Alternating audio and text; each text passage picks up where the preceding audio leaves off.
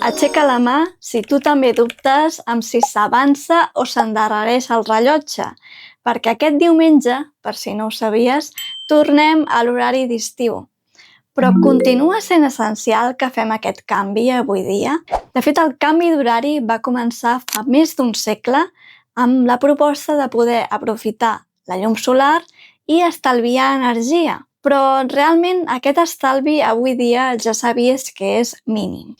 I a casa nostra, a més, també ens trobem desplaçats respecte a l'horari solar. Així que a l'estiu tenim més llum al vespre, sí, però també anem a dormir més tard i les nits, que són cada vegada més caloroses, es fan més difícils de suportar. De fet, els científics defensen que hauríem de mantenir l'horari d'hivern tot l'any, perquè se sincronitza millor amb els nostres rellotges biològics. I tot i així, per què continuem canviant d'horari? Doncs l'any 2019 el Parlament Europeu es va votar a favor de posar fi als canvis d'horari, però des de llavors que els estats membres encara s'han de posar d'acord amb si ens quedem amb l'horari d'hivern o amb el d'estiu.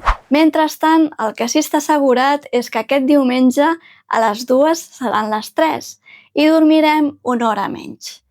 Tu quin horari voldries? El d'estiu o el d'hivern? Fes-m'ho saber.